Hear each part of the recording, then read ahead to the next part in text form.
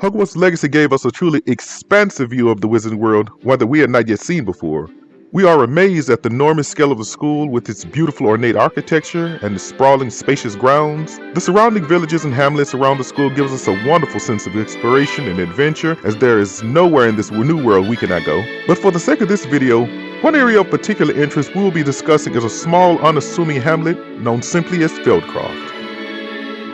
Feldcroft is a wizarding settlement located just south of Hogwarts School of Witchcraft and Wizardry and plays a huge role in the history of the Keepers, which I will be discussing in another video, but in this one we're going to be discussing the Sallows and how this family's tragic past and curiosity into the dark and forbidden arts mixed with the loss of beloved loved ones gave rise to a big tragedy that would come back to haunt the entire hamlet. I give you the story of Sabastian Sallow.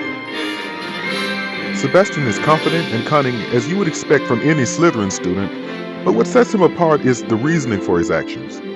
He isn't some insulting rich snob drunk and wallowing in self-importance like Draco Malfoy was, or even a school bully. His motivations are on the surface more noble in that he is on a personal quest to cure his twin sister Anne Sallow. Sebastian has a great love for his sister and will stop at nothing to get back the sister he remembers rather than how she is now, all frail and enduring episodes of excruciating pain.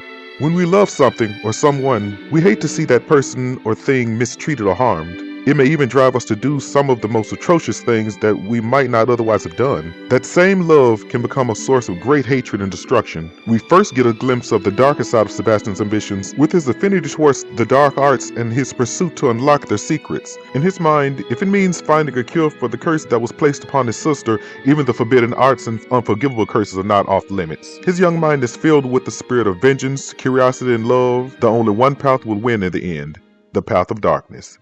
This is Sabastian Sallow Explained.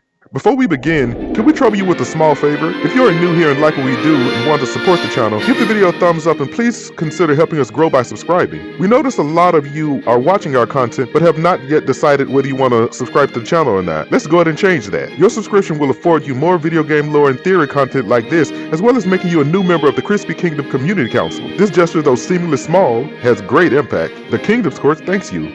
Let's begin.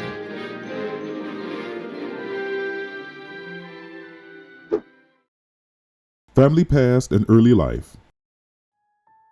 Sebastian Sallow was a Scottish wizard born in the mid-1870s along with his twin sister Anne Sallow to two parents who were both esteemed Hogwarts professors. It is not expressively known where specifically the Sallow family had lived prior to conceiving the twins, but after the poisoning incident that left their parents dead, Sebastian and Anne Sallow were taken in and raised by their uncle Solomon Sallow, who was an ex-Auror and lived in the small wizarding hamlet of Feldcroft. By September 1st of the year 1886, Sebastian and his sister came of age and received their letters offering them an opportunity to attend Hogwarts School of Witchcraft and Wizardry. Sebastian was sorted into Slytherin House along with his sister, Anne Sallow. Sometime after being sorted into Slytherin House, he became best friends with Ominous Gaunt, who is an heir of the infamous Gaunt family, a dark wizarding family hailing directly from Salazar Slytherin himself. Ominous has no love lost for his family and their ways, but I will save that for another video in which we want to encourage you to be on the lookout for, as we definitely are going to be making a video about Ominous and the Gaunt family on this channel. But for now, let's get back to explaining Sebastian. Although both Sebastian and his sister were quite young when their parents had passed away, their parents had instilled in them a sense of open-mindedness and a thirst for knowledge. For better or worse for Sebastian's case, of course. He was an excellent student, and by excellent we mean he was adept and skilled, but quite mischievous with his blatant disregard for the rules, as he says to another student, "If you want to get the most out of your time at Hogwarts, you're going to have to break the rules every now and then." We can assume Sebastian has had these cavalier sentiments ever since his first year at Hogwarts, leading up to his 5th year, as he often talks about how much fun he and Anne and Ominous had exploring the school and learning and practicing forbidden spells in their secret hideout, the Undercroft. The Undercroft has been a perfect place to sneak off to, and even practice otherwise forbidden spells. My friend, Ominous Gaunt, he named it the Undercroft. We used to play gobstones here all the time, with my sister, Anne. This afforded them mastery of spells well beyond their years. They were quite literally the golden trio of their year, at least until the unfortunate event that befell Anne. With it now just being himself and Ominous, Sebastian has made a name for himself among the other students and professors alike with his disregard for the rules and willingness to do whatever it took to achieve his goals. We see this when Sebastian and the new fifth-year student are trying to sneak into the restricted section in the library and are discovered by Peeves the poltergeist. Peeves goes to rat Sebastian and his new friend out. Sebastian says he will handle the situation, as he puts it. I have a way with the faculty when it comes to disciplinary matters. Besides, I like having friends who are in my debt. When the librarian Miss Agnes Scribner questioned Sebastian if he had accomplices during the caper, Sebastian told her he had acted on his own. The librarian knew he was lying since Peeves had told her prior to her catching Sebastian sneaking out of the restricted section of the library again that there was another student that was with him. She then threatens to take this matter to the beloved Headmaster Black, since detention has done nothing to correct his behavior. She strongly tries to persuade Sebastian to tell who else came with him in exchange for not getting the headmaster involved, since she acknowledges he is a great student with a lot of potential and would not want to see him expelled. When he does not relent, she says, "Oh, Sebastian, what will your uncle say?" Now this is quite problematic considering the situation at home for Sebastian, as he and his uncle are not on very good terms with one another, but nonetheless, Sebastian takes the heat and helps his new friend avoid trouble with every intention of learning what the new fifth-year student was looking for in the restricted section of the library, and good old-fashioned curiosity about the new magic that the new fifth year commands. Who is Sabastian Sallow and what motivates his actions? Not long after the new fifth-year student gets to Hogwarts and are given a tour of the school and encouraged to explore and discover all that they can about the numerous secrets and locations that the school has to offer, it is now time for them to attend their first classes.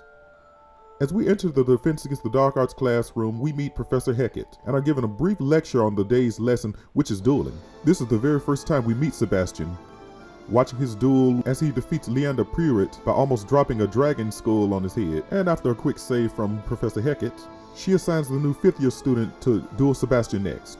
To everyone's surprise, including Sebastian's, we defeat him in the duel. Now what is shocking is his response to the defeat. His response isn't venomous or mean-spirited, as some might have expected, but rather, he showed a tinge of amusement as he compliments of how adept we are at using a wand for a new fifth-year student. Well, that duel was quite something. Everyone will be talking about it. It was certainly good practice. Practice? Felt more like I was dueling an expert. Didn't expect a new student to be so deft with a wand. This of course leads Sebastian to posit a question of the possibility that we might have had dueling experience prior to attending Hogwarts classes. I think the idea of Sebastian meeting someone that might have been like himself, taking an upper hand on his magical education and pursuing magic outside of the prescribed curriculum of Hogwarts really endeared the new fifth-year student to him. He seems to see us as a kindred spirit. He even goes so far as to say so. Seems I may have met a kindred spirit. He then goes on to invite us to join this secret unsanctioned dueling club known simply as Crosswands. Don't tell nobody. At this point, we can infer two things about Sebastian. Our boy is more than willing to break the rules when he sees fit, and he loves dueling and meeting worthy opponents that he can recruit to make dueling for himself much more interesting. Right off the bat, just meeting Sebastian, we get a view of him being quite confident but not overzealous about it. He isn't haughty or insulting, but rather shows a mischievous and charming personality, at least to the people he cares for. Clearly he is quite different towards those who haven't earned his respect, as noted by Leander Prelude, who while accompanying us to retrieve the Chinese chomping cabbages for Professor Garlic, marvel at how epic the duel between Sebastian and the new fifth-year student was. Leander admits how skilled Sebastian is at dueling, but was glad that he met his match in the new fifth-year student. As things progress and we quickly become friends with Sebastian, and he reveals more of his secrets and what motivates him. So what is it you've been looking for? I'm looking for a cure to help my twin sister, Anne, so that she can return to Hogwarts, because Merlin knows everyone else has given up.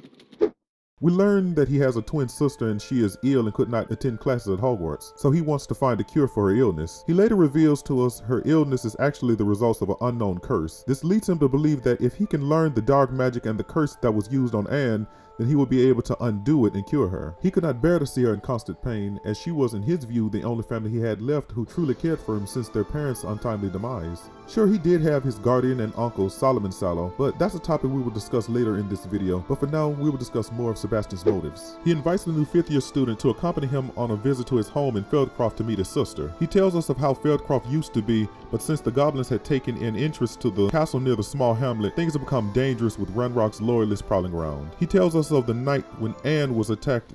This is where it happened. We smelled smoke in the middle of the night. When we looked outside, flames were shooting from the estate. Before my uncle and I could stop her, Anne rushed out, racing towards the fire, worried someone had been hurt.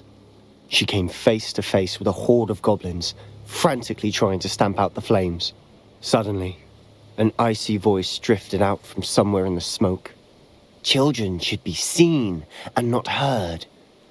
A blinding blast followed. They didn't even give her a chance to run.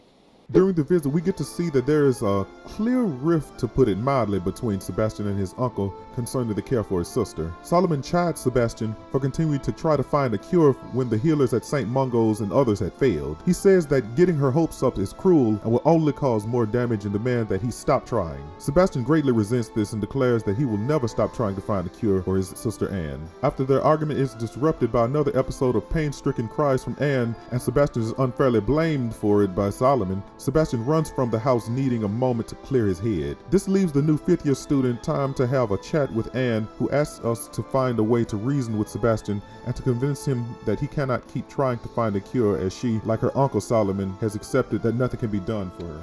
We return to Sebastian's side as he apologizes for the scene back at the house between himself and his uncle. Sebastian is even more determined than ever as we assure him he is doing the right thing. Now, I'm probably going to get into a little trouble in the comments for saying this, but here goes. We think it's super sweet how close Sebastian is to his twin sister and how he wants to help her like any of us would if our loved ones were hurt, but this does not seem to be all that motivates his actions. There is a darker and more sinister side to his motivations that tends to peek out at you even when he's talking about his goals. It could be said that it is logical to look to the dark arts as a way to reverse the dark magic that was inflicted upon Anne Sallow, fighting fire with fire if you will.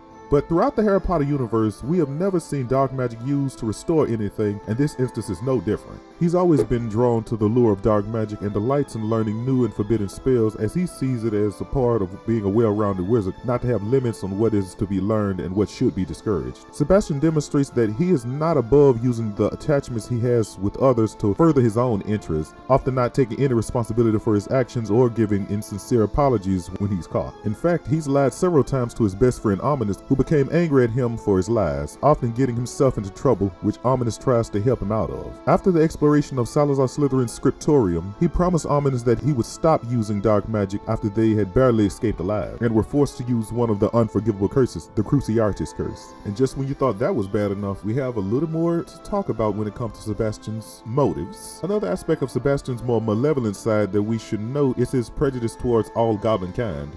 Someone who knows Ranrock personally. They asked me not to mention their name to anyone. A goblin? Tell me I'm wrong. You know goblins cursed my sister to shut her up. Said she should be seen and not heard. I do, but not all goblins Not all goblins what? Have you forgotten Feldcroft? Have you forgotten the mine we just went through? No, Sebastian, I haven't. You're not listening to me. Why would I listen to someone so ignorant? What were you thinking? I was thinking about dead goblins. You could have got us killed. But I didn't. This is, of course, an extreme position to take, even when taking into consideration the socio-political situation of the time in which the Goblin Rebellion was in full swing and many of Ranrock's loyalists ran free doing less than reputable things. Dark wizards and poachers pervade that time as well, but it seems Sebastian made more distinction on them in comparison to goblins. He said he hated dark wizards, but he essentially had all the makings of becoming a dark wizard himself. This was very troubling, especially for a student, but then again, we are talking about Sabastian Sallow, who has shown there is no such thing as going too far for him. He is literally the wizarding world's poster child for troubled youth, at least in comparison to a much worse youth that would be born decades later. Dueling mastery and powers. Sebastian has earned quite the reputation as being one of the best duelists in his year, having been undefeated prior to his duel with the new fifth-year student, and also a member and crowd favorite contender of the secret dueling club Crossed Ones. He, his twin sister, and his best friend Ominous often play games like Gobstone and Exploding Snap and Undercroft, a secret area found behind a large clock-like door in Hogwarts. Sebastian knows that he and Anne, often at the disapproval of Ominous obviously, practiced various spells outside of the prescribed curriculum of Hogwarts. Anne was considered the better of them and the unofficial leader of the trio. We think that because Anne Sallow had such great skill as a witch and how close she and Sebastian were as twins, Sebastian had assumed that she shared the same love of power and curiosity towards the dark arts that he did. He remembers his sister as a powerful witch that was confident and strong, and to see what she had become was too much for him to bear. He had always thought that all magic was worth learning, including dark magic, and he felt that teaching it should not be prohibited either. Clearly his father shared the same sentiments, although with unfortunate results, mind you. Sebastian doesn't even realize it, but he's as irresponsible and reckless now as his parents were years ago. It's why they died. Mr. and Mrs. Sallow were professors. Spent nearly every waking moment in the cellar library. Noses buried in books. Anne and Sebastian were upstairs when it happened. They heard a sudden crash and ran downstairs, but it was too late. Their parents had crumpled to the floor. A defect with the lamp in the cellar caused the room to fill with an undetectable toxin. We think the current condition of Sebastian's family were most likely what led Sebastian to embrace this viewpoint more deeply. His uncle Solomon often chided him about being his father's son. Sebastian is to come nowhere near Feldcroft, nowhere near Anne. He's been angry since my parents died. After Anne was hurt, he only grew worse. It's as though he blames me somehow, always calling me my father's son, as if that's an insult. I'm the one trying to help her. He's simply given up. Anne's pain is more than physical. It has changed her entirely. I miss my sister. And I'm going to get her back. There was clearly some bad blood between Solomon and his brother prior to the accident that led to his brother and his wife's untimely demise, and Solomon's subsequent adoption of Sebastian and Anne. This constant comparison between Sebastian and his father every time he got into trouble seems to be what spurred him to want to be more like his father, to Solomon's displeasure. Sebastian would go on to learn all sorts of dangerous spells such as the blasting curse Confringo. While he teaches this spell to the new 5th year student, Sebastian notes that when he and Ominous first practiced this spell, they both singed their eyebrows. The first time Ominous and I practiced Confringo, we singed our eyebrows. So this day, there's something about that spell that's addictive. The Confringo spell is Sebastian's favorite spell, and we are sure he had just as much fun teaching it to another, as he never missed any opportunity to perform any kinds of magic that he liked, but would otherwise get in trouble for. He seems to like when his friends shared in his secret use of these spells. We think it is in some ways a way for him to compensate for the fun he missed having with his sister Anne and Ominous, and the mischief they often reveled in. The new 5th year student became basically a stand-in, if you will, for his missing sister and a way to fix the broken trio. Sebastian also learned and mastered all of the unforgivable curses such as Crucio, Imperio, and the most famous of them all, Avada Kedavra, the killing curse. Although it is unknown as to what age he was when he learned of and mastered these spells, but clearly he learned them at a very young age considering that he is only a 5th year. Sebastian is definitely a very strong wizard, with his cunning and open-mindedness, but also immense magical talent that would have made him one of the greatest and most powerful wizards of that age had things turned out differently. The court's conclusion. So what did you think of the story of Sabastian Sallow? He ended up becoming like the very dark wizard that he hated so much. His actions jeopardized his friendship with his best friend Ominous, and he may have ended up driving away the one that he wanted so desperately to help. If you choose not to turn him in, he doesn't even take responsibility for the death of his uncle Solomon, who he personally cast the killing curse upon. When faced with the severity of his crimes, he again uses Anne as an excuse to convince us not to turn him in. But did the ends justify the means? Did Sebastian's selfish ambitions and temptations toward the darker aspects of magic cloud his judgment and endanger his goal of saving his twin sister? Or do you think Sebastian's motives were sincere and he truly believed that the dark magic he was playing with held the key to a cure for his sister, that others were just too afraid to pursue since they are guided by vague rules and ceremony? We think it is safe to say that Sebastian's story is complex and makes us question our own moral compass as we choose whether or not that it's best to turn him in or help him avoid Azkaban prison, since he is the only family that Anne has left. Or perhaps there was a morally gray area that we just weren't given the option to take, a third choice if you will. Tell us what are your thoughts on this in the comments below, and don't forget to give the video a thumbs up, and if you feel like sticking around for more lore and gaming videos like this, be sure to hit that subscribe button and that little bell icon with your best cast bell to be notified and never miss a video. That's all I've got for this one. You have a great day, be safe out there, and thanks for watching. This has been Chris of Chrisbkingdom. The council is dismissed.